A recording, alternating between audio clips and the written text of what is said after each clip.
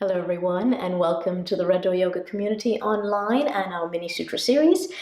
Today I wanted to talk about being present with where you are on your path. And there's a little story I want to tell you, and that is about the time I decided I wanted to learn to do scorpion pose. Now, for those of you who are unfamiliar with scorpion pose, to describe it briefly, here's the floor, okay? Your forearms are on the floor. Your elbows bend, your shoulders are up here, your head's up here, and then your body goes up into the air, your knees bend, and your feet sit on your head. So the only thing that's actually touching the floor are your forearms right there. And I remember seeing this pose, and a tiny little, this is, a while back, and the computers were definitely around, the internet was definitely around, but, images and whatnot like that on the net were still in their baby stages. So it was a little GIF at the time that I'd seen it, and I thought, that's cool. I'd like to learn to do that. And so I put my arms down on the floor, and I kicked up, and I promptly pretty much collapsed onto my chest. And that was the first experience with scorpion. But for those of you who've been following the Mini Sutra series on a regular basis, you know that usually does not discourage me. That just becomes a point of learning that I go, I'd like to figure this out. Okay, so I continued to practice, and I learned how to put my legs up in the air. So I'd kick up, my legs would go up in the air, then I learned to bend my knees, etc. But the point here is that scorpion, again, if you kind of picture this pose, it's not exactly a pose that you can look at yourself in the mirror while you're practicing.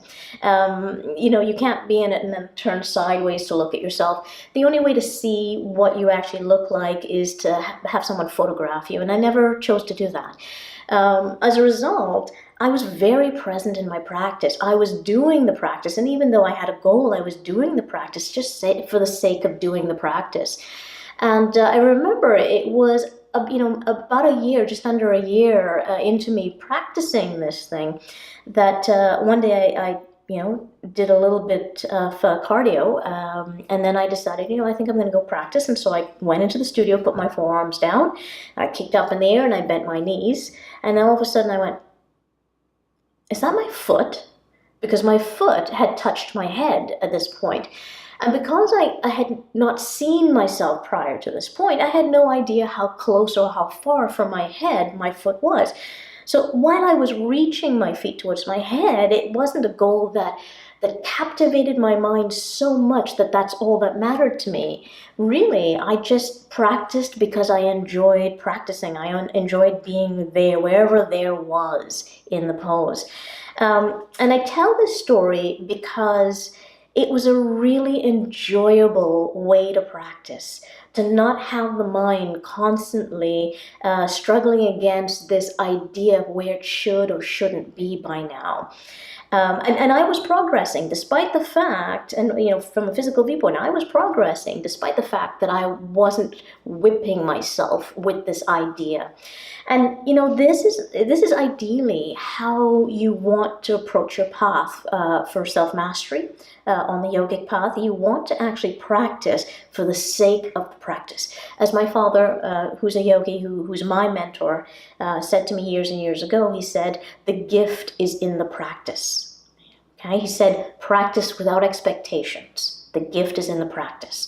And that's something that I would like to impart to all of you here and now. On your path to self-mastery, the gift is in the practice. Be here, where you are, right now. You are progressing. You're exactly where you need to be. Okay, I hope this was helpful, everyone. If you have thoughts, if you have comments that you'd like to add, please do in the comment section. I'm always looking for your questions because I want to know what you need from me. I'm here to serve you. And if you liked the video, if you liked what you learned, please do like the video, share the video with others. And if you'd like to apply this philosophy more to your self-mastery path, please do join us in the free RDY self-mastery group, which is attached to the Red Door Yoga Facebook page. Thank you, everyone, and we'll see you again online very soon. Namaste.